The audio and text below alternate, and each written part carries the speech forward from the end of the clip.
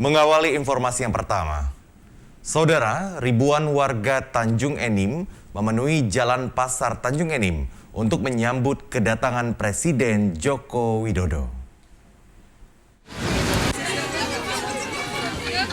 Saat kunjungan kerjanya di Kabupaten Muara Enim, Sumatera Selatan, Presiden Joko Widodo mengunjungi pasar tradisional di Tanjung Enim. Pada kesempatan ini, Presiden Jokowi menyerahkan bantuan tunai langsung kepada para pedagang di pasar Tanjung Enim. Kunjungan orang nomor 1 di Indonesia ini telah membuat para pedagang di pasar Tanjung Enim bersukacita. Pengen nunggu Pak Jokowi. Oh, kenapa? Pengen ketemu. Sama bertemu kan senang. Pengen kan ketemu sama Pak Jokowi. Iya. Dari mana Ibu? Dari sini lah, dari BKM Bidangan. Ini mau lihat Jokowi. Ya senang baik Pak, lihat Jokowi Pak. Apa harapan dengan Jokowi? Nah, harapannya dengan Jokowi, semoga pasar ini diganti Pak. Pada kunjungan di pasar Tanjung Enim, Presiden Jokowi didampingi sejumlah pejabat. Di antaranya Menteri ESDM Ridwan Jamaluddin, Menteri Investasi Bahlil Lahadalah, serta Gubernur Sumatera Selatan Herman Deru. Setelah menyerahkan bantuan tunai langsung kepada para pedagang pasar Tanjung Enim, Presiden Jokowi bertolak menuju kota Pagaralam. Rostom TVRI Sumatera Selatan melaporkan. Sementara itu, saat kunjungan kerjanya di Pagaralam, Sumatera Selatan, Presiden Jokowi mengapresiasi pembangunan kota hijau di kota Pagaralam. Presiden Jokowi kemarin mengunjungi beberapa wilayah di Sumatera Selatan, diantaranya Tanjung Enim dan kota Pagaralam. Dalam kunjungan kerjanya di Pagaralam, Presiden Jokowi didampingi Menteri BUMN Erick Thohir serta Gubernur Sumatera Selatan Herman Deru. Di kota Pagaralam, Presiden Jokowi bersama rombongan meninjau lapangan Merdeka serta menemui pedagang di Pasar Dempo. Sore hari ini saya betul-betul merasa sangat berbahagia sekali karena bisa hadir di kota Pagaralam, di mana 70 tahun yang lalu Bung Karno pernah ke sini, yaitu di tahun 1952, dan di titik yang sama, di sini. Alhamdulillah. Kemudian yang kedua, saya juga sangat berbahagia mendengar acara pada siang hari ini. Kita tahu bahwa dunia global sekarang ini semuanya menuju kepada yang namanya renewable energy, energi baru yang terbarukan. Kedatangan Presiden Jokowi ke kota Pagaralam disambut hangat oleh warga.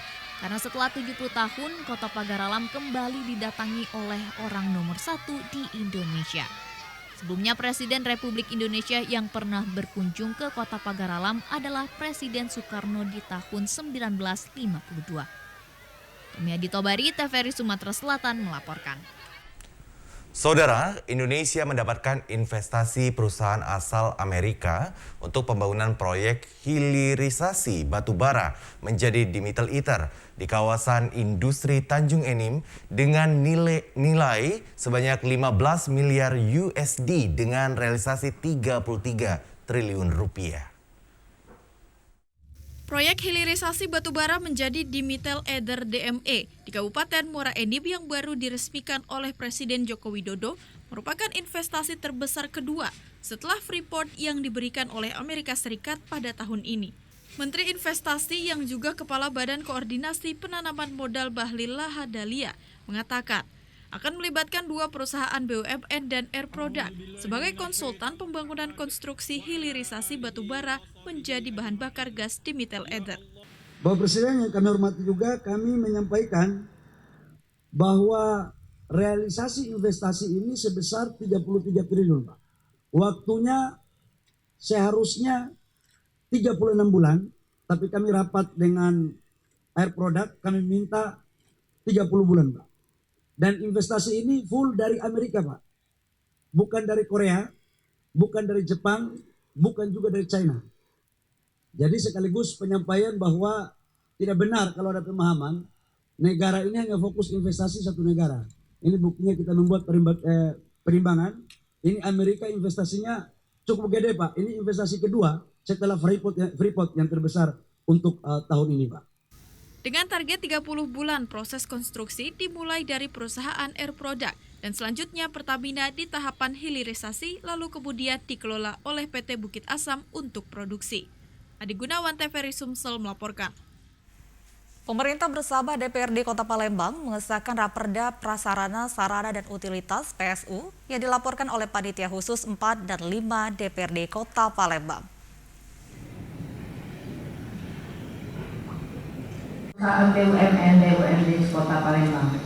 Panitia Khusus 4 dan 5 DPRD Kota Palembang menyampaikan rancangan peraturan daerah terhadap penyediaan, penyerahan, dan pengelolaan prasarana, sarana, dan utilitas PSU, kawasan perumahan dan perdagangan, serta kawasan industri pada rapat paripurna 1 masa persidangan pertama, di mana pemugaran kembali di Kota Palembang perlu dilakukan revisi, meliputi pemanfaatan fungsi Kota Palembang sebagai pusat kegiatan nasional dan kegiatan ekonomi.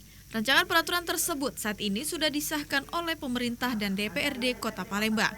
Selanjutnya, pihak pemerintah dan DPRD Kota Palembang tinggal menunggu persetujuan dari DPRD Provinsi Sumsel. Alhamdulillah hari ini kita sudah mengesahkan Raperda PSU, artinya tinggal satu tahapan lagi, minta persetujuan ke provinsi. Setelah itu bisa kita laksanakan. Mungkin ini adalah tahapan sosialisasi kepada masyarakat.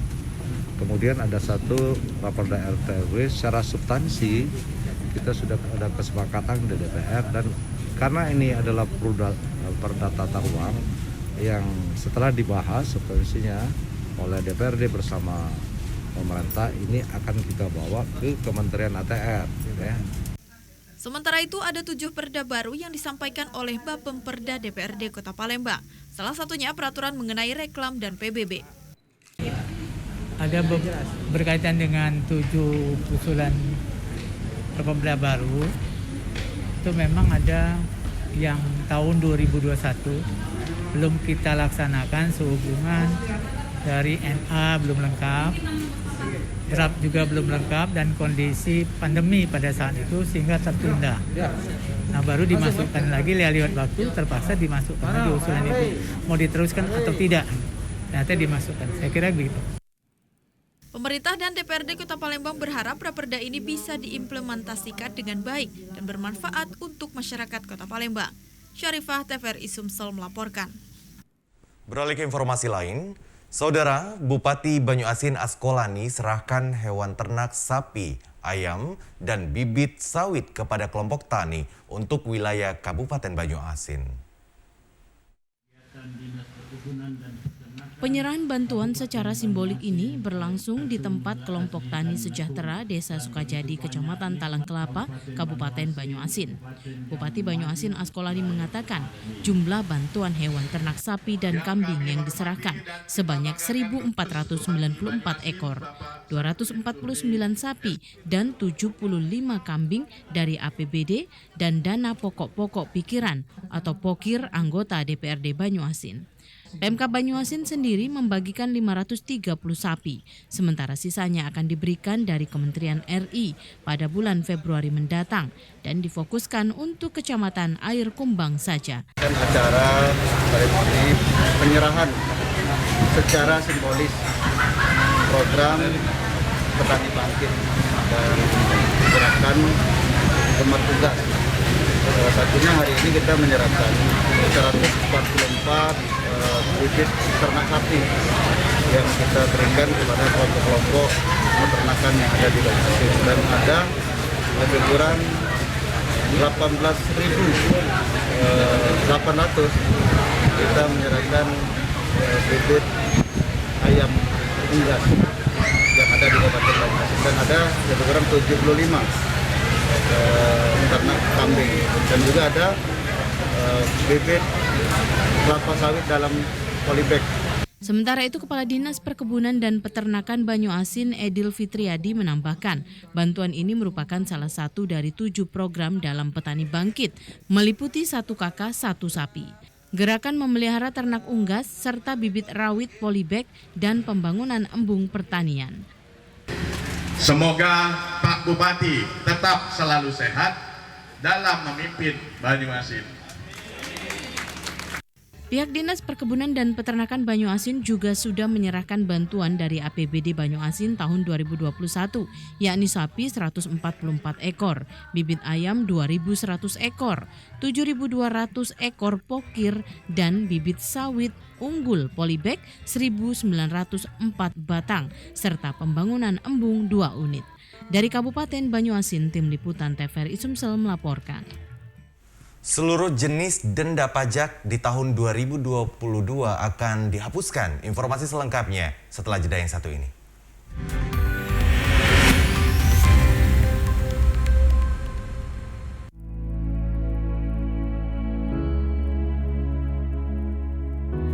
Pemirsa TVRI, pandemi COVID-19 belum berakhir. Sesuai anjuran Presiden, kita semua wajib pakai masker. Jangan pernah lepas masker saat bertemu orang lain. Mari disiplin. Indonesia pulih, Indonesia bisa.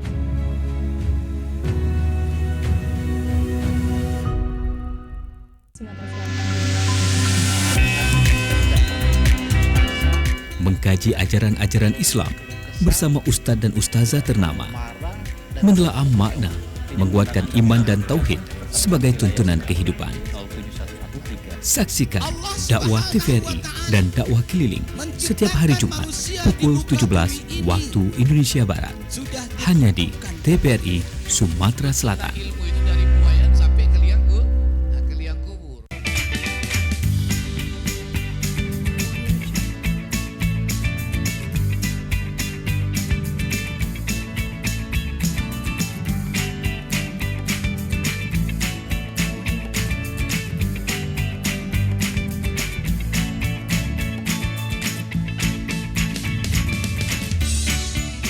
Gimana? Bersih dan jernih kan siarannya? Jangan khawatir, semua ini gratis. Tidak perlu beli kuota internet dan nggak perlu biaya berlangganan. Bagi kamu yang masih menggunakan TV analog, cukup dengan satu langkah mudah. Untuk televisi yang sudah siap digital, cukup scan ulang siaran TV kamu untuk menangkap siaran TV digital. Banyak pilihan programnya, bersih gambarnya, jernih suaranya, dan canggih teknologinya. Ayo, kita beralih ke siaran televisi digital.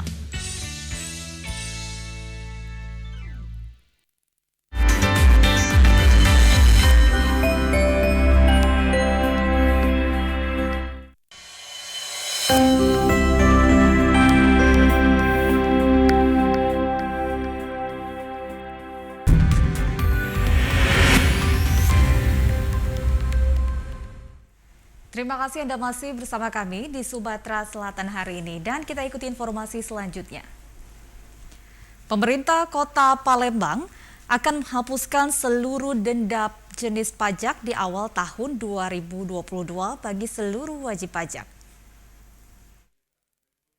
Penghapusan seluruh jenis denda pajak yang menjadi kewenangan pemerintah Kota Palembang ini seperti pajak bumi dan bangunan, hotel, restoran, dan pajak lainnya. Kepala Badan Pengelola Pajak Daerah Herli Kurniawan mengatakan, dengan adanya keringanan ini diharapkan wajib pajak dapat menyelesaikan seluruh tunggakan pajak yang merupakan modal pembangunan Kota Palembang serta kontribusi wajib pajak. Di awal tahun 2022 ini, kami juga melalui keputusan Wali Kota Palembang nomor 3, garing KPTS, garing BPBD, garing 2022, menghapuskan seluruh jenis denda yang ada yang menjadi kewenangan pemerintah Kota Palembang ini, baik itu denda pajak PBB, pajak restoran, pajak hotel, dan seluruh jenis pajak yang menjadi kewenangan pajak daerah Kota Palembang lainnya. Kami berharap kepada seluruh masyarakat Kota Palembang untuk memanfaatkan kesempatan ini untuk dapat menyelesaikan seluruh tunggakan pajaknya di seluruh jenis pajak. Untuk tahun 2022, pemerintah Kota Palembang menargetkan pendapatan asli daerah PAD senilai 1 triliun 70 miliar rupiah lebih. Guna mencapai target pajak tersebut dilakukan beberapa cara, di antaranya kegiatan sampling di titik-titik objek pajak potensial. Saat ini sudah dilakukan sampling di 24 titik restoran yang ada di Kota Palembang dan 10 titik tempat hiburan didampingi pihak terkait. Tim Liputan TVRI Sumsel melaporkan.